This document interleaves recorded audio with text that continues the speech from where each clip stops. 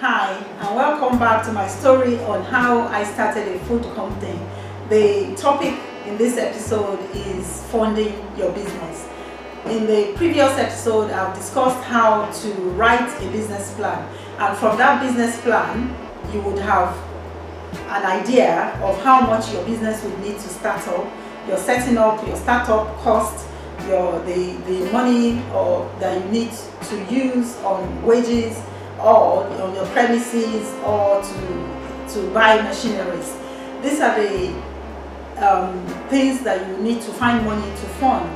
And to do this, there are very different ways of going about it. You can decide to use your own personal savings, money that you already have saved up. You can take up overdraft on your bank, on your own personal bank account. You can take up credit cards. You could use peer-to-peer. You could approach the crowdfunding option. You could do sales of your own asset like land. You could look for a way to talk to people to see if there are any available grants out there. You could buy things on credit, that is, you can speak to your suppliers and negotiate with them that you want to pay them over time. You can this is very useful for things like raw materials that you can just negotiate in 28 days invoice deals. The other thing you can do is to take up a loan. You need to approach a bank with your business plan, explain to them why they should borrow you the money, why they should loan you the money, how you're going to pay them back, and just generally taking up a contract with them to have interest added on to the money you borrow. You can also borrow from friends and family. You can take up the leasing or hire purchase option. This is a way of helping you buy your machines and things that are of maybe like a vehicle, for instance. That's a very good way of obtaining one.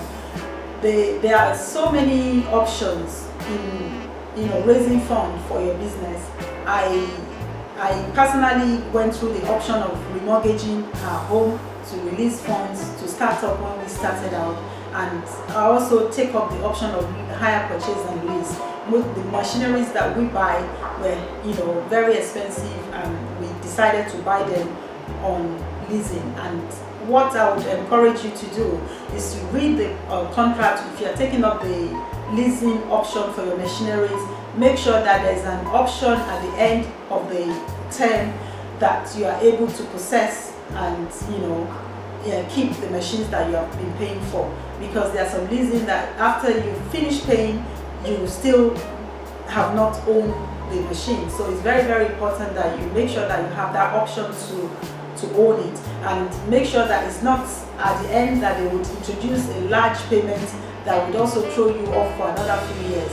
And if you are using the bank as well for loan, read the contract, shop around banks, and make sure that the interest rate that you are getting is not too exorbitant, because some banks will charge you APR that are very high, and this can cripple your cash flow and your business over time.